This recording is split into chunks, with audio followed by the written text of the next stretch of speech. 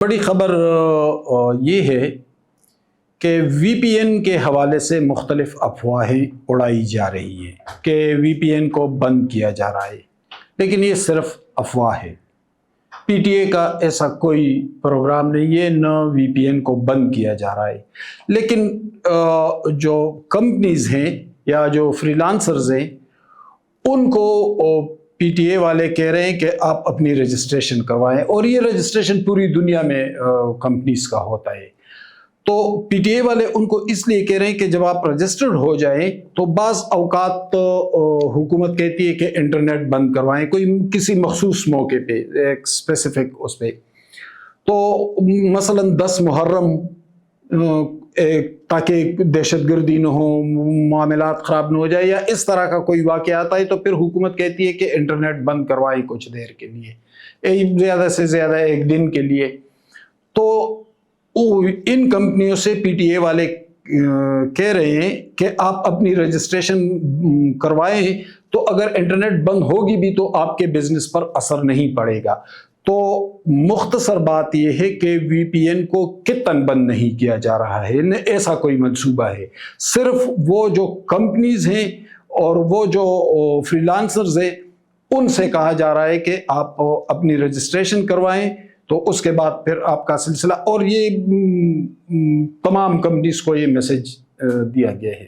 اچھا، رجسٹریشن کے لیے کوئی اسپیسیفک ٹائم نہیں ہے، یہ ایک میراتھن ہے جو تقریباً چلے گا 2-3 سال تک۔ پی ٹی اے حکام کے مطابق یہ فوری طور پر ایسا نہیں کیا جا رہا ہے کہ اس کو فوری طور پر بند کیا جائے، لیکن ان کو ایڈوائز دی گئی ہے کہ آپ اپنی رجسٹریشن کروائیں تاکہ جو ہم آگے بڑھیں گریجولی اور بند کرنا شروع کر دیں ان رجسٹرڈ فرمز کو، تاکہ آپ اس میں سے بچ جائیں۔ تو فوری طور پر ان کو بند کرنے کا منصوبہ نہیں ہے، اس میں ابھی ٹائم ہے۔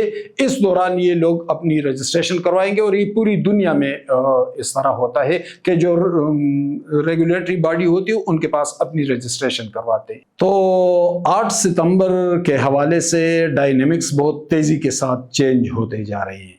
آپ دیکھ رہے ہیں کہ پی ٹی آئی کے اندر وہ جوش اور جذبہ دکھائی نہیں دیتا جو پہلے ہوتا تھا، اور اس کے کچھ وجوہات ہیں۔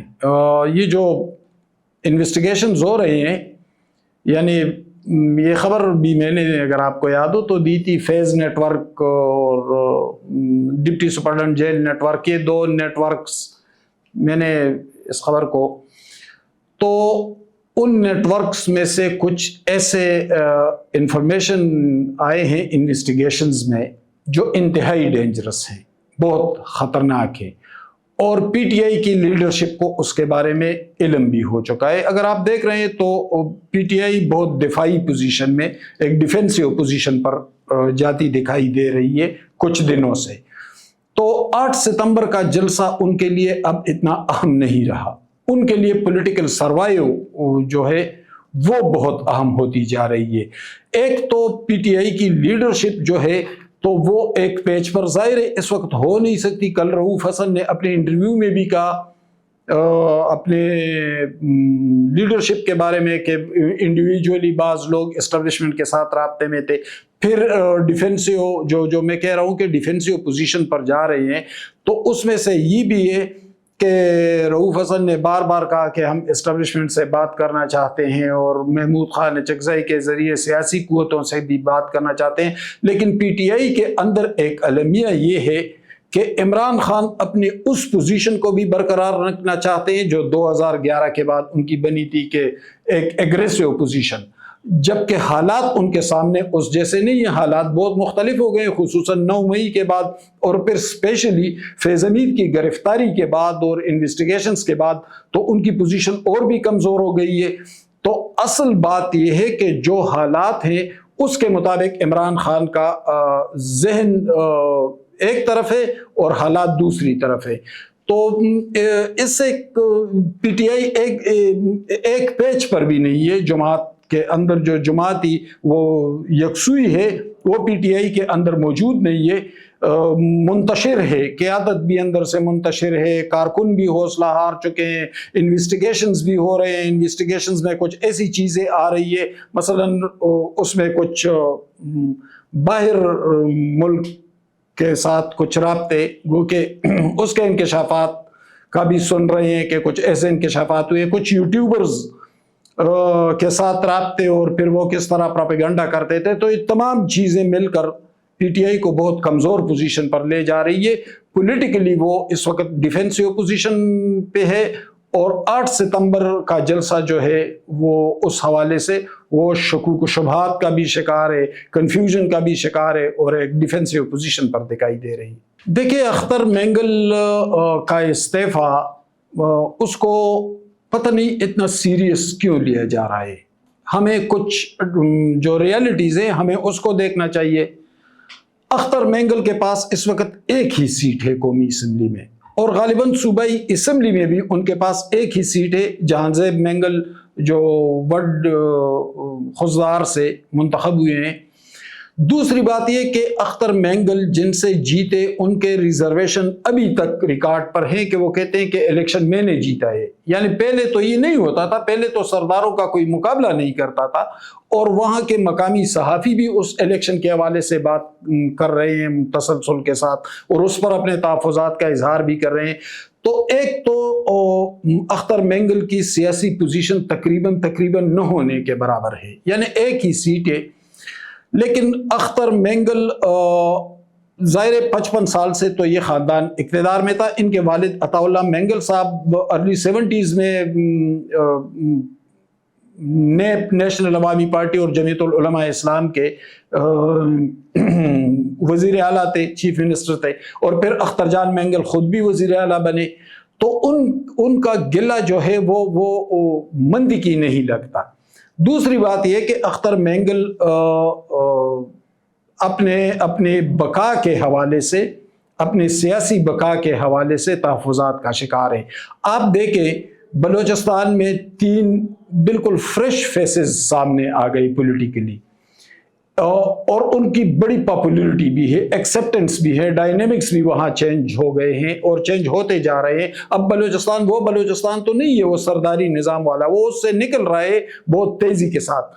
وہ 3 چہرے کون ہیں؟ ایک مولوی ہدایت اللہ ہے جن کا تعلق گوادر سے ہے، اور انہوں نے ایک طویل جدوجہد کی اور بہت زیادہ پاپولر ہیں، بہت زیادہ ایکسیپٹنس ہے ان کی. ایک تو مولوی ہدایت اللہ ہیں جو، اور پھر ظاہر ہے کہ بلوچستان کے اندر ایک مذہبی رجحان تو پائے جاتا ہے، تو ان لوگوں کا ہیرو ہدایت اللہ بنتا جا رہا ہے. ایک جمال خان رئیسانی، وہ بالکل 24 یا 25 سال کے نوجوان ہیں، ایک فریش چہرہ ہیں، وہ بھی منظر پر تیزی کے ساتھ ابھر رہے ہیں. پھر ان کا تعلق بھی اس روایتی سردار خاندان سے ہے. ان کے دادا غوث بخش رئیسانی بلوچستان کے گورنر رہے، ان کے چچا بلوچستان کے وزیر اعلیٰ رہے. تو اس روایت اور جدت کا ایک امتزاج وہ بنتا جا رہا ہے، وہ بھی منظر پر ابھر رہا ہے. لیکن تیسرا ایک اور اہم کردار، بلوچستان ایک سخت گیر اور روایتی معاشرہ تھا، لیکن وہاں پر مہرنگ بہت تیزی کے ساتھ، مہرنگ بلوچ بہت تیزی کے ساتھ ابھر کر سامنے آئی، ایک جدوجہد بھی کی. ہمیں ان کی رائے سے اختلاف ہے، لیکن کم از کم ماننا پڑے گا کہ وہ ایک فریش چہرہ بھی ہے اور ایک جدوجہد بھی کر لی. تو ایسا لگتا ہے کہ بلوچستان سے ایک فیمیل فیس بھی ابھرنے لگا ہے. تو اگر یہ لوگ منظر پر ابھرے تو یہ اس روایتی سرداری نظام کو ریپلیس کر جائیں گے، اور تقریباً کیا بھی، بہت حد تک کر بھی لیا. تو اختر جان مینگل صاحب پتہ نہیں کیوں ماضی سے چمٹے ہوئے ہیں، اور وہ صورتحال مانگ رہے ہیں جو ماضی میں ان کو میسر تھی. اب نہ ماضی رہا، نہ وہ زمانہ رہا، اور نہ وہ سوچ رہی، اور نہ وہ سرداری نظام. لیکن ایک اور بات بھی ہے، 29 اگست کو غالباً ایپیکس کمیٹی کا اجلاس ہوا تھا، اور اس میں آرمی چیف اور وزیر اعظم اور سب اہم لوگ اس میں تھے. اس میں مینگل صاحب کو خصوصی دعوت پہ بلایا گیا تھا، کیونکہ بلوچستان کے حوالے سے بات ہو رہی تھی. تو کہتے ہیں کہ وہاں پر مینگل صاحب نے کچھ ایسی پوزیشن لی کہ انہوں نے بلوچستان کی بجائے اپنے ذاتی حوالوں سے تحفظات کا اظہار کیا. تو کہتے ہیں کہ اس میٹنگ میں اس کا کچھ اچھا اثر نہیں ہوا. اب اگر ہم دیکھیں تو مولانا فضل الرحمان کی اہمیت بڑھ گئی ہے، لیکن مولانا اور مینگل کے ڈائنامکس میں بہت فرق ہے۔ مولانا اگرچہ الیکشن ہار گئے ہیں، گو کہ ان کی پارلیمانی اسٹرینتھ بہت کمزور ہے، لیکن پھر بھی ان کے پاس مدارس کی اسٹریٹ پاور موجود ہے، ایک طاقتور حلقہ ان کے پاس موجود ہے، جبکہ مینگل صاحب کے پاس تو اس وقت کوئی ایسا ایون اپنے قبیلے کے اندر دراڑ ہے، وہاں پر ثناء اللہ زہری وہ کہ وہ ایک دوسرے قبیلے کے ہیں لیکن ان کے مخالف ہے، جمال خان رئیسانی ان سے الیکشن جیت چکے ہیں، اسی خوزدار میں شفیق مینگل ان کے مقابل کھڑے ہیں۔ تو کچھ عرصہ پہلے مینگل صاحب نے کہا کہ میرے ایم پی اے کی بجائے دوسرے آدمی شفیق مینگل کی طرف اشارہ کیا تھا کہ ان کو فنڈز دیے جا رہے ہیں، حالانکہ یہ میرے ایم پی اے کو، جو واحد ایم پی اے اس کو ملنا چاہیے۔ لیکن دوسرے دن جب بجٹ پاس ہوا تو وہی ایم پی اے جہاں زیب مینگل وزیر اعلیٰ کو مبارکباد دے رہے تھے۔ تو ایک کنٹرڈکشن بھی ہے، ایک کنفیوژن بھی ہے ان کے، اور ظاہر ہے کہ ڈائنامکس چینج ہو چکے ہیں تو اس کو ایکسیپٹ کرنا چاہیے اب۔